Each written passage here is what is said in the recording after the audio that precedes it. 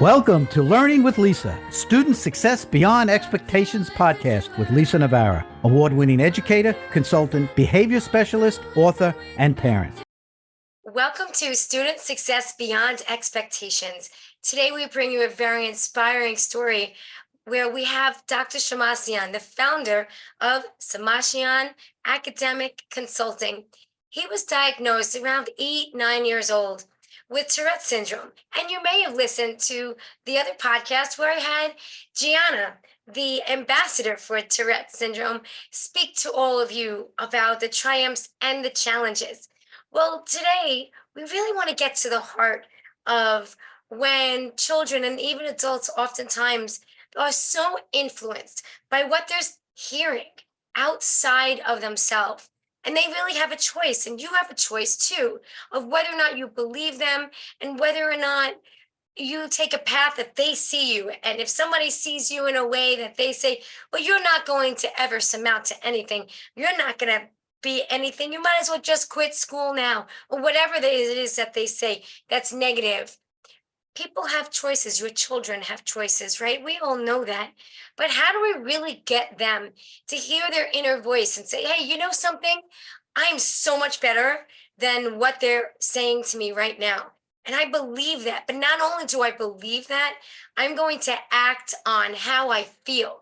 And I'm going to be so driven to make my dreams come true, whether I have Tourette syndrome, a mental health condition, a physical condition, or all of them. Whatever it is, let's bring that heart back into learning and children's future. So welcome. Yeah, thank you so much for having me, Lisa. So would you tell us a little bit about your background? Tell us about your family, how you got here to America, and then really we want to hear about those experiences that you had to overcome.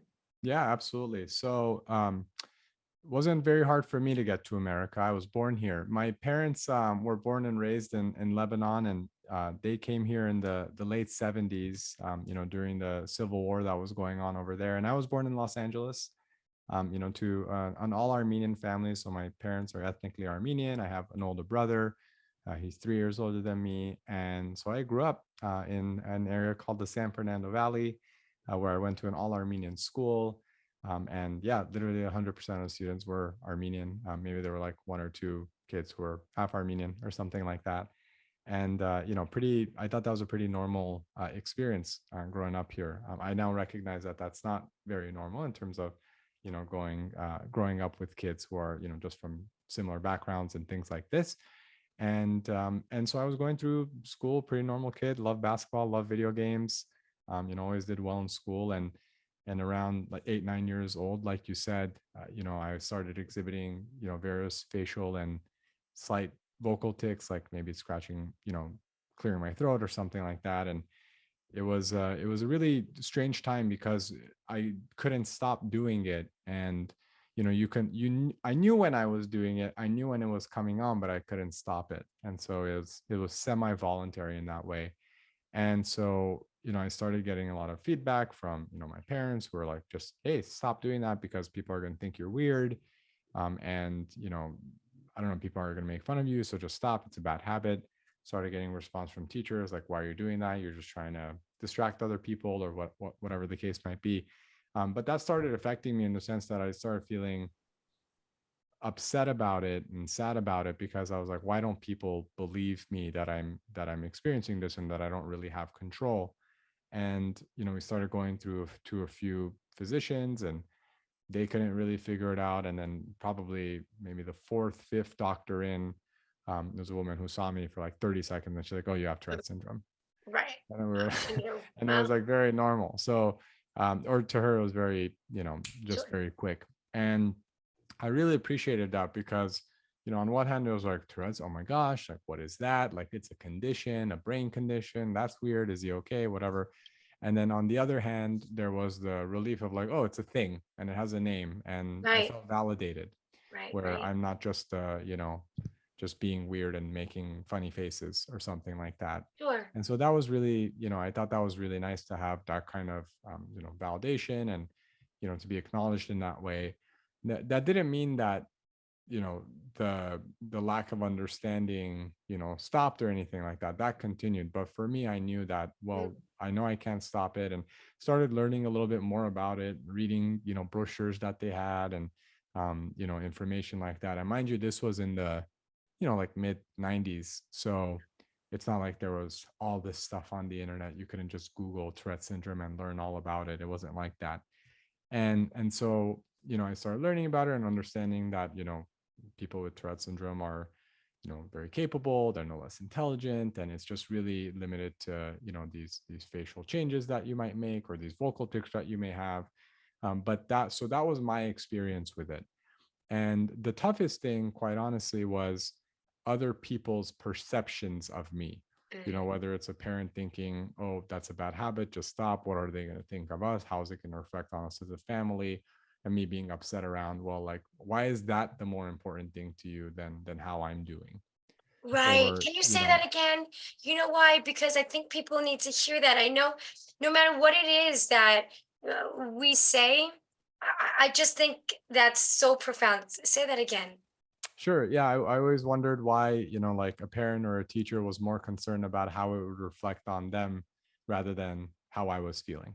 Right. Like I understand children as a parent and teachers and with their students. And I push into to classrooms every day to educate them on certain Yeah. programs that I provide, and it really is like their family, right? So I'm up there and I'm there to teach positive self-talk and all these cognitive behavioral strategies, perception that you're talking about, and I'm there to give them and to model breathing for calm minds and calm body. But you still see the teacher, like the parent, giving them that evil eye, that stare down, Mm. like, not now, don't do it now. Yeah. But really, but that's okay because that's why I'm there.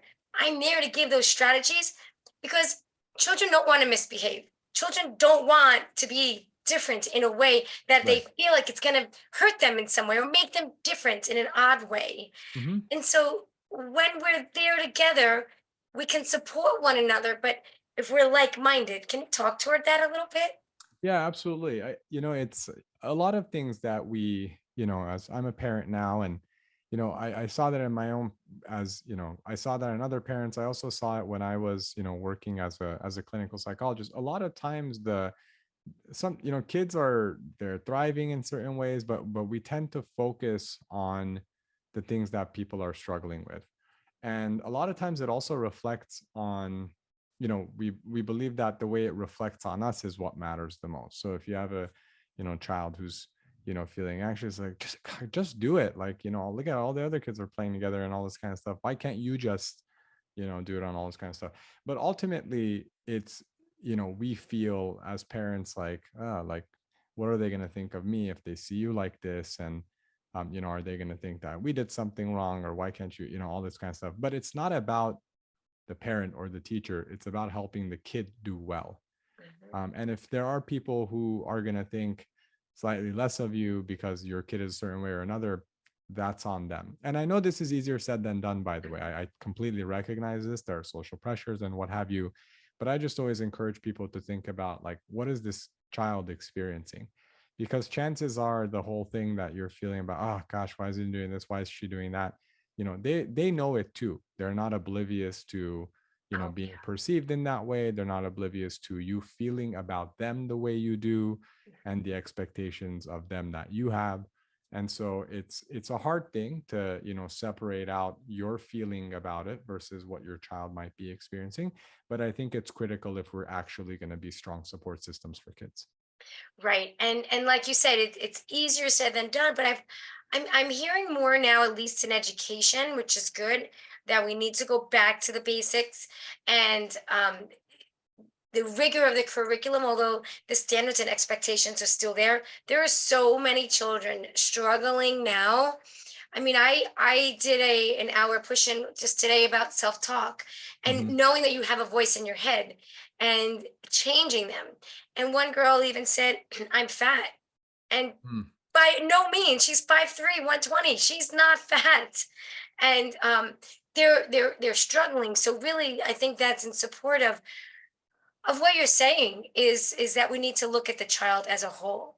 Was there somebody in your childhood that you felt understood you, or maybe you were just a little bit more comfortable around? I mean, as far as teachers, there wasn't like someone who like took me under their wing. I mean, the person that comes to mind, I had a great Sunday school teacher. When I was in about like fourth or fifth grade, that when I would show up, just again, like I said, like making faces and things like this, whatever. They sort of always saw potential in me, and I'm still close friends with them now. So Really? that was really important to me. Having a few key people in my life that believed in me and thought that I was just as capable of everybody else, that changed it. Because you know it's very difficult when you have some sort of learning difference, or if you have some neurological condition or whatever the case might be. You have to be very mindful of what you're believing and buying into, Tell because us what you mean. if you start adopting, if you start buying into what others are saying about you, whether it's on the side, behind your back, or directly to you, and believe you get a lot of feedback directly to you, you have the choice to accept that or not. Like I got a lot of, I had several teachers who would, who literally told me that I'm making excuses, that I'm not going to amount to anything, that I'm just not working as hard, I'm being lazy. I had people say that that I'm being retarded, Ah, words like this. And so, to me, those were hurtful words. I'm not going to act like they didn't affect me, sure. emotionally, but they also didn't stop me from performing well, Hmm. because I was seeing, well, look, the way I'm performing in school, like that doesn't match up with what you're telling me. Hmm. But if you buy into what others think of you, if that stuff is negative, you're going to start playing to the level of people's expectations. So we have to be careful as parents and educators, explicitly and implicitly what we're telling students. You might not even say the words, but if a student sees that your expectations for them are less or fewer, they're going to say, well, what does it matter anyway? This is sort of my level. This is my track in life type of thing. And that stuff can start very young. It's hard to undo those kinds of things. For me, you know, good or bad, it sort of made me more angry, in the sense that it fueled me to be like, oh, okay, we'll see, that kind of thing. And so I would perform in a way that would, show people, no, I'm not just as capable, I can be better, than what they expect of anybody in this class. And so that was something that was very motivating to me. Where that came from, I don't know, but that's something that has been very valuable to me. But at the Sure. end of the day, I always encourage, teachers and parents, where even if a student gets accommodations or has some sort of special needs, that doesn't mean you change the expectation. It Mhm. just means that they need support to be, to help prop them up and to help them advance. Not to say, they're not going to be much anyway, so let's just, let's lessen this, let's expect less of that, or whatever the case might be. Those are the types of things that, when students internalize, can be damaging for a long time. Absolutely. And not only that, I think when it comes to accommodation, it's funny because some students, they have a disability and they have what's called resource room. So you're pulled out, and for 45 minutes and whatnot, you either get a specific lesson, or you then get your accommodations implemented in that special location. As an accommodation, it's usually quieter, less kids, Sure. lots of times, tests and questions read, but you didn't have those types of accommodations growing up. I did not.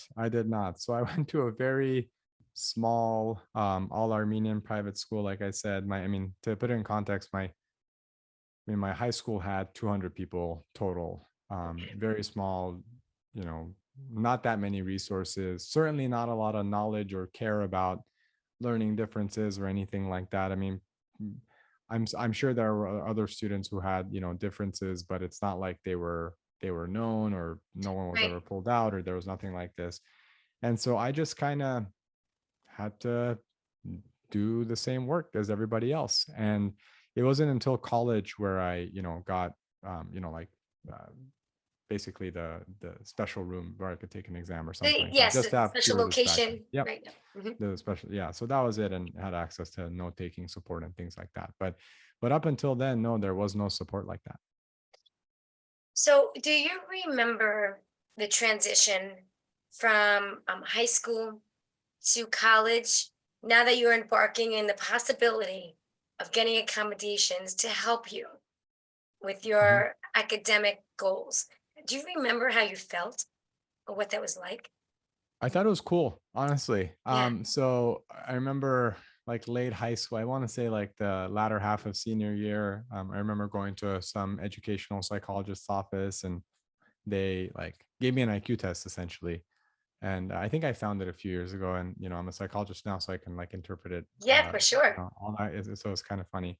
But Yeah. I remember doing all these tests around like block design and symbol search and arithmetic and all this kind of stuff. I had no idea what was happening. And then got a report. They're like, take this report, show it to the office for students with disabilities, and I did that. And they're like, oh, you're approved for X, Y, and Z. I'm like, sounds good. And that was cool because and I think in college the nice experience was not necessarily just like you have your own private room for TED, like that's nice and all, but it was treated as so normal. Oh, Like I yeah. think where I was growing up, it was like oh, why are you being like this? Why did there? It's like, yep, cool, yep, looks good. These are the accommodations we provide. It was one of those like, oh, you want a turkey sandwich? Like it was just like a Right. normal Yeah. experience. Yeah. And so I think in college that just showed me like, oh wow, this is what it looks like when there are resources. People don't make a big deal about it. It's just the thing that people get to support them with doing well. So I thought that was really great. And I just, shout out to, Office for Students with Disabilities out there, and assisting students like me with having, a better educational experience. But I think it did feel like, okay, this is normal, but also this works. It's nicer to take it to when I'm not distracted, when I'm not worried about like if I'm, if I had to scratch my throat and the people aren't looking at me, like there wasn't that anymore, and just allowed me to focus and show my potential in school. And I thought that was really cool. It must have been such a relief. Yeah, it was awesome. I'm very grateful for them. And so for if your child is beginning to look at colleges, now imagine this is a number of years ago. Yep. So they've come such a long way with their office of disabilities and the accommodations and just the wide acceptance of those differences along with those supports. So if you feel a little worried inside, or I think maybe all you need to do is make a couple of phone calls and you can see that your child's they're gonna be okay, you know? Mhm. They're not gonna be left alone, which is really wonderful. Now, you mentioned something about implicit and explicit types of comments that parents or teachers can make for our listeners today. Could you give us a little example of what you meant by that?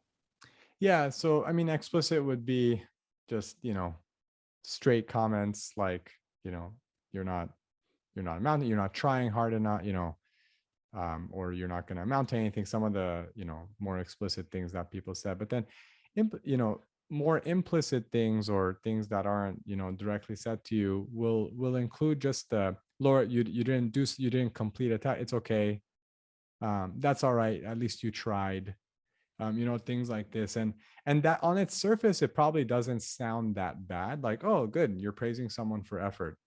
But if someone is not able to like complete their work, even if they have proper supports, but they're not finishing it, and that they're able to, simply praising effort, I think only goes so far.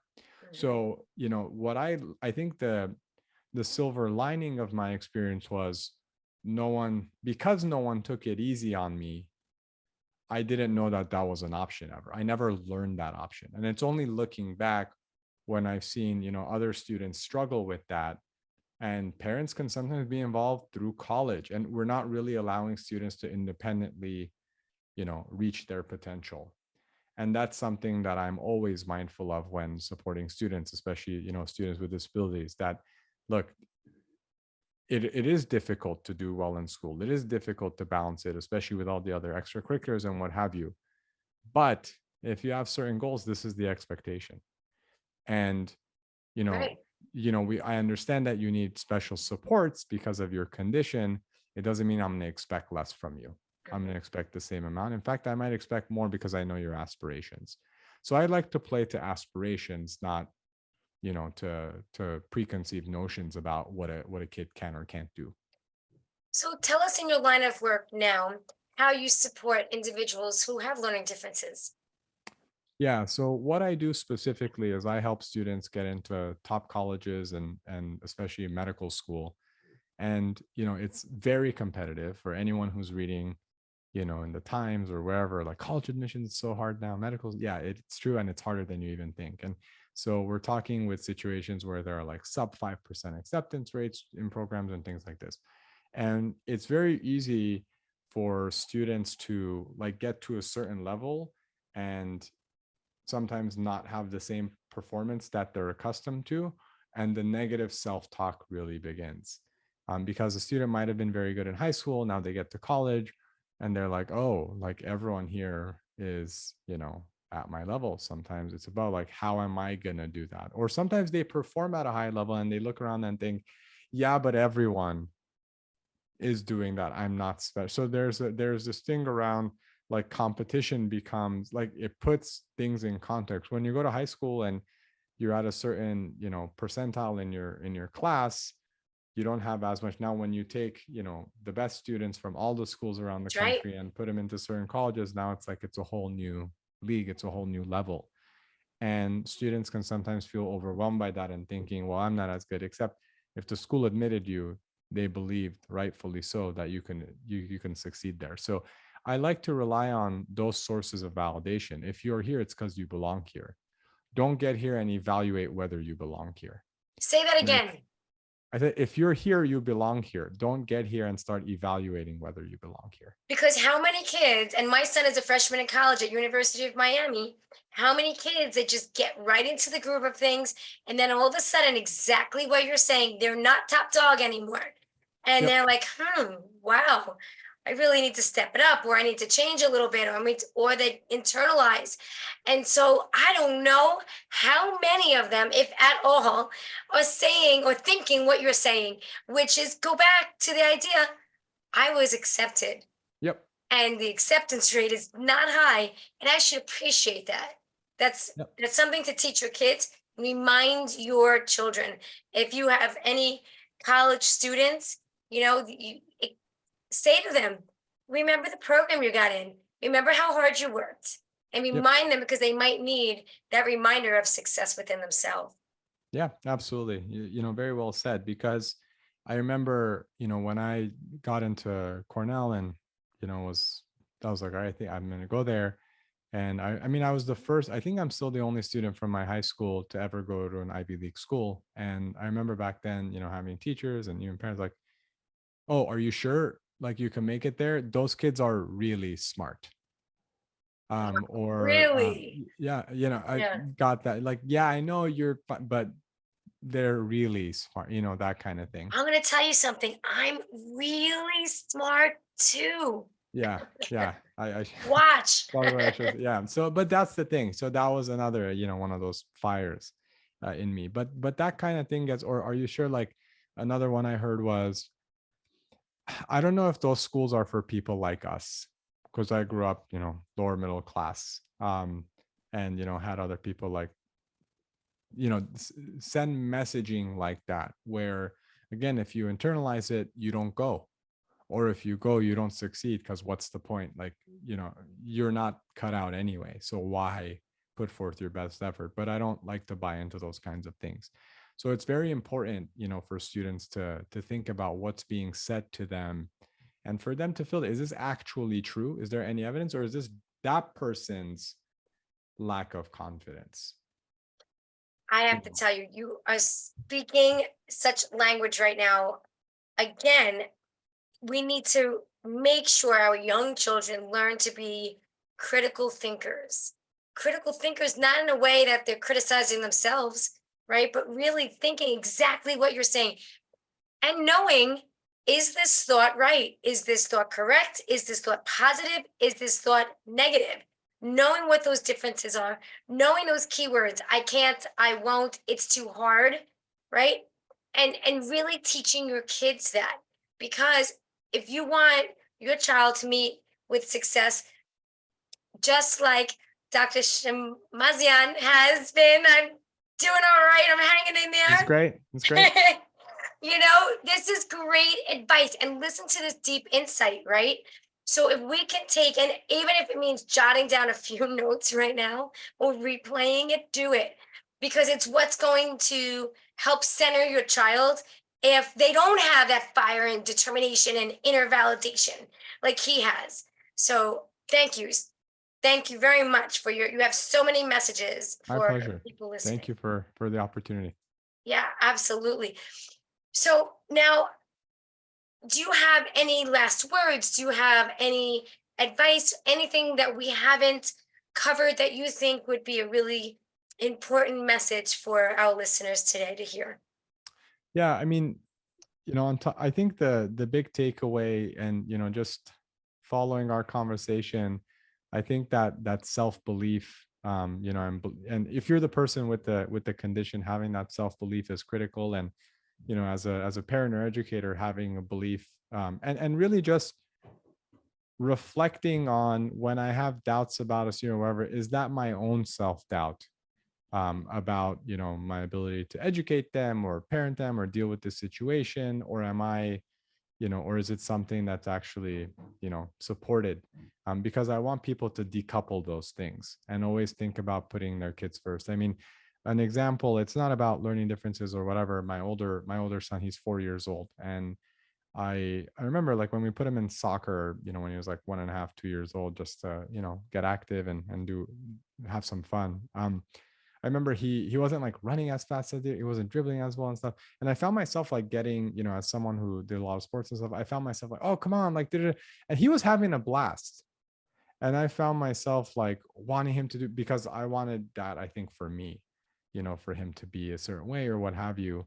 And he wasn't. And that's something that I had to learn myself. I was like, I think I'm doing the thing that I always talk about it's not about you, it's about that. Like, I was finding myself like being guilty of that as well. And so just pushing, all of us, myself included, to really reflect on how we perceive ourselves and how we perceive others, and making sure that all of the things that we're doing, for our students and for our kids, is in their best interest, not so that it reflects well on us. And if you do that, I think not only will the student do better, but also you're going to have a stronger relationship with that person and feel more fulfilled. And having that awareness is key to making those changes or keeping what you're already doing, because maybe it's working and it's in Yeah. everybody's best interest too. How do people reach you? Just get to the site, so shemmassianconsulting.com, which I know is a mouthful. I'm sure you'll link to it in the show notes. Absolutely. And in the Yes. top right corner, there's a contact button, very easy to reach out via email. And if I can be of help to anyone, I'd love to.